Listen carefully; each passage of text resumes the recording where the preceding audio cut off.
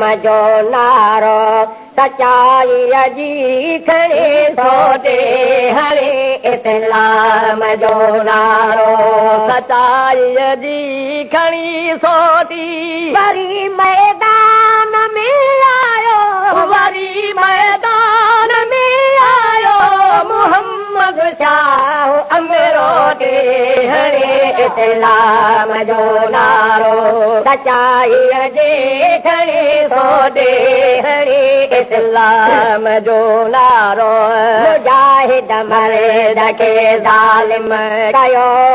कैद में काबू मुजाहिद मर्द के जालिम कयो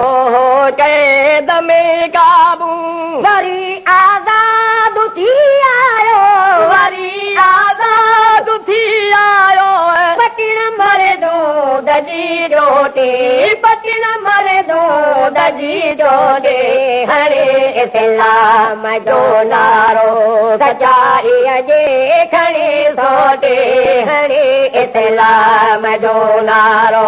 सचाई जी खड़ी सोटी वरी मैदान में आयो वरी मैदान में आयो मोहम्मद शाह अमरो दे हरे इस्लाम जो नारो सचाई जी खड़ी सोटे हरे इस्लाम जो नारो चवे तो मुल्क में कानून कुर्बानी हुजण घुर्जे चवे तो मुल्क में कानून कुर्बानी हुजण घुर्जे असांखे कान घुर्जे ही असांखे कान घुर्जे ही हुकूमत जा हले घोटे हुकूमत जा हले घोटे हरे इस्लाम जो नारो सचाई जे खड़े सोटे हरे इस्लाम जो नारो सचाई जे खड़े सोटी वरी मैदान में आयो वरी मैदान में आयो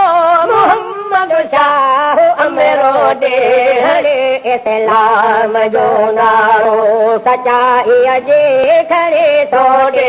हरे इस्लाम जो नारो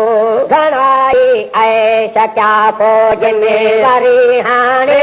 मगर तन खे घणाई ऐश क्या फौज में मगर हाणे वरी तन खे पवंदनी पेट में घुमरा पवंदनी पेट में घुमरा ऐं रदी थी दमे वरी रोटी ऐं रदी थी दमे वरी हरे इस्लाम जो नारो सचाई जे खड़ी सोटे हरे इस्लाम जो नारो सचाई जी खड़ी सोटी वरी मैदान में आयो वरी मैदान में आयो मोहम्मद शाह अमरो दे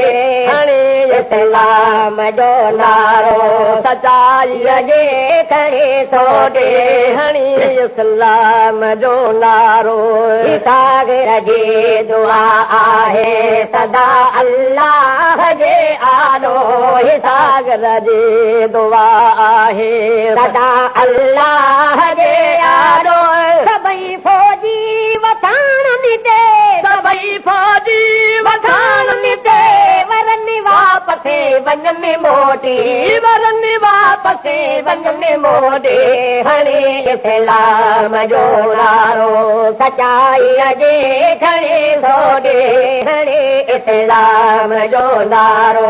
सचाई जे खड़ी सोटी वरी मैदान में आयो वरी मैदान में आयो मोहम्मद शाह अमरो दे हरे इस्लाम जे खड़ी सोटे